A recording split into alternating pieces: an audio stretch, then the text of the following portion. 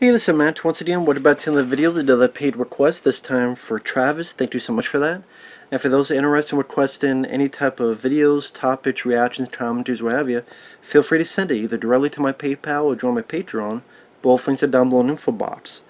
Now, this is for Travis and a film called Raining in the Mountain from 1979. And I hate to say with Travis, I don't really have much to say about this film. I know this is a highly praised film, has a 7.79 to be 100% on Rotten Tomatoes. I guess it just isn't my kind of movie. It's a period piece. It's hard to call it martial arts because there's barely much of that in the movie. By just trying to be, I don't want to say espionage, but it's, the setup of the film is three people go to this Buddhist monastery. You have this wealthy guy, this concubine, and their helper. Well, you kind of find out these three people, they're trying to steal this Buddhist sacred scroll. And of the three, there's one woman, and her nickname is White Fox. Meanwhile, the Buddhist master is trying to find a successor because he doesn't have too much longer. There's a general that wants to have his own stuff going on. Later on, this convict who wants to amend his ways, wanting redemption, comes into the fold and changes the power dynamics around. And it's kind of the who do you trust, who do you not trust. One person betrays the other. A lot of Buddhist teachings and talk. It's a 2-hour movie.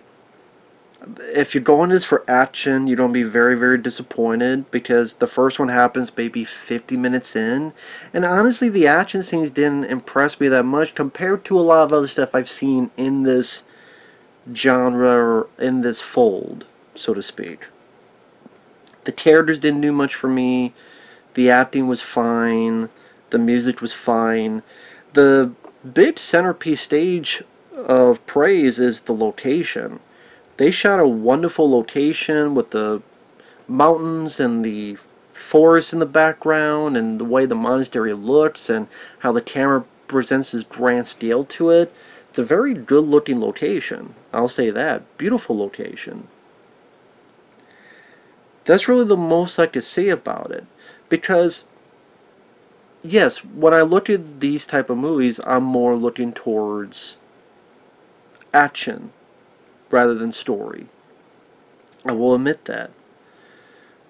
Martial arts films I grew up with were films of the Jean-Claude Van Damme era or early Steven Seagal, or enjoying Jet Li stuff like Fist of Legend, Kiss of the Dragon, enjoying Jackie Chan stuff like Rumble in the Bronx and Police Story and Super Cop.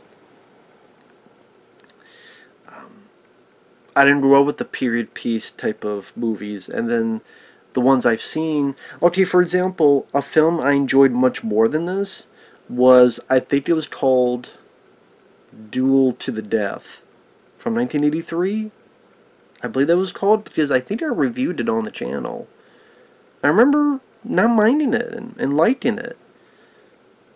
I can't remember my exact thoughts, but I remember liking it. I know I liked it a lot more than this. I found it a lot less boring than this.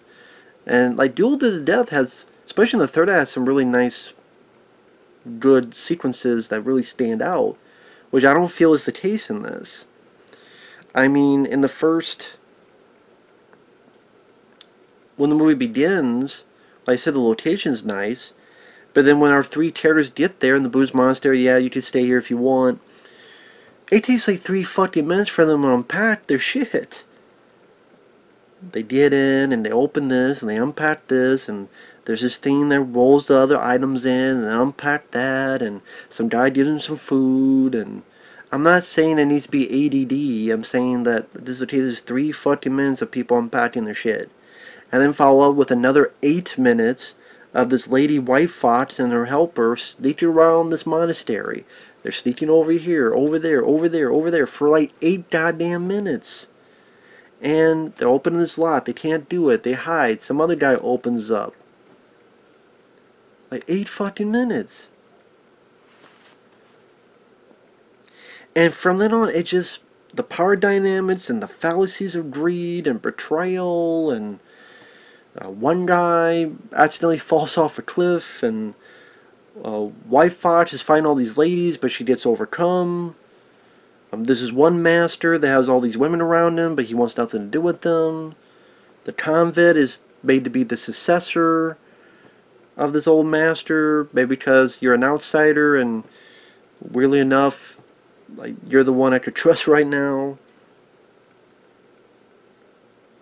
But again, the characters didn't engage me. The acting was there. I didn't really care about the story. I didn't care about what was going on. I don't care who was fucking over who. I didn't care who was betraying who. I have no reason to give a shit about the characters, whether in terms of personality, whether in terms of dialogue, that, oh, that was a funny line, or that was great. I have nothing to engage with the characters about. That's the thing with a lot of films like this, is that there's not a lot of personality and really depth of the characters, so it's, you look at the good versus evil, or old master versus young master, or the kind of simplistic things, and then you're wowed by the action and spectacle, and there's not a lot of that in this. From, was it Teen Who, I believe, directed it?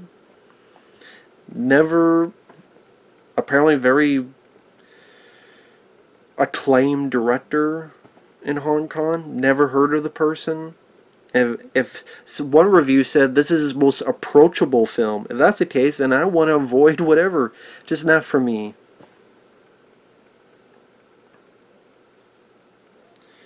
Again, the Duel to the Death from 1983, I would more rather take that movie.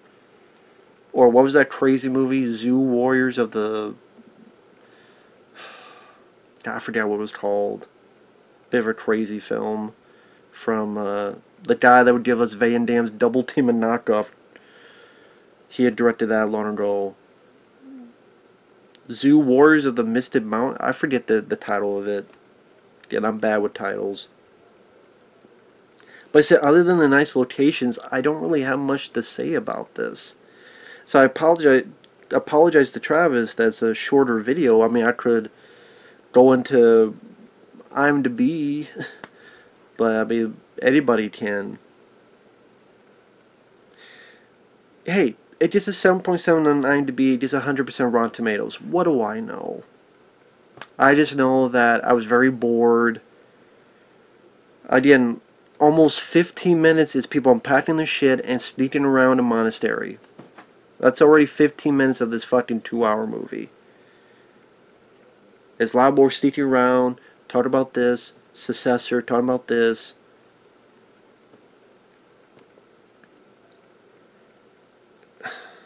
Just wasn't for me. So, sorry it's a short video, but I don't even know what else to talk about. Feel free, Travis, please feel free in the comments to talk about the film. Please be my guest. Maybe I missed something. Won't be the first time. But with that said, thanks for watching, take care, and we'll see you guys later. Bye-bye.